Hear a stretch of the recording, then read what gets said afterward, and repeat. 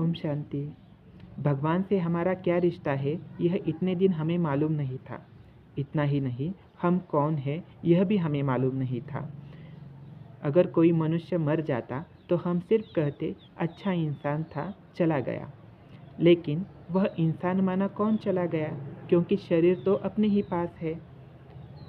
फिर वह इंसान माना, वह चरित्र माना, वह आत्मा है, और वही आत्मा इस शरीर को चलाने वाली है। यानी हम आत्मा है, शरीर नहीं। यह पहला सत्य। अब जैसे हम इस दुनिया में माँ के पेट से जन्मते हैं तो हमें शरीर के एक पिता मिलते हैं। उनसे हमें उनकी प्रॉपर्टी, घर, जमीन, जायदाद, गाड़ी, पैसा आदि वर्षे के तौर पर मिलता है। परंतु शरीर के जैसे पिता होते हैं, वैसे हम आत्मा के भी एक पिता है। उनको परमात्मा कहा जाता है। उनको हमारे जैसा खुद का शरीर नहीं है। वे निराकार है। वे परकाया प्रवेश करते हैं।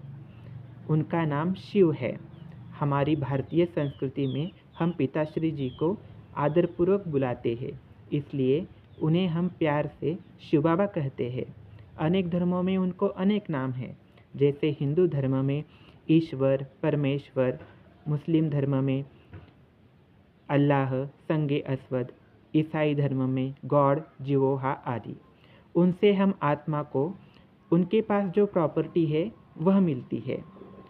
उनकी प्रॉपर्टी यानी सत्य, ज्ञान, पवित्रता, सुख, शांति, आनंद, प्रेम, शक्ति, यह आत्मा की 7 शक्तियाँ मिलती है, जिन द्वारा हम 21 जन्म स्वर्ग का राज्य भाग्य प्राप्त करते हैं। अब जैसे हम आत्मा को शरीर का वर्षा तभी मिलता है जब हम शरीर के पिता के पास उनके घर में जन्म लेते हैं, या फिर शरीर के पिता हमें गोद लेते हैं। वैसे ही आत्मा के पिता परमात्मा शिव बाबा भी, जिनको पहले बताया, उनको खुद का शरीर नहीं है। वे दादा लेखराज, जिन्हों के मन परिवर्तन के बाद उन्हें प्रजापिता ब्रह्मा नाम देकर उनके शरीर द्वारा हमें ज्ञान के साप्ताहिक कोर्स से गोद लेते हैं और हमारी ज्ञान एवं योग से पालना करते हैं। आत्मा की जो 7 शक्तियाँ हैं, वो जो उनके पास सदा ही है, वह देकर हमें 21 जन्म देवी देवता बनाकर स्वर्ग का राज्य भाग्य देते हैं। इस सब का सार क्या? आत्मा के और शरीर के ऐसे 2 पिता हमें हैं। शरीर के पिता हर जन्म में बदलते हैं और आत्मा के पिता एक ही है।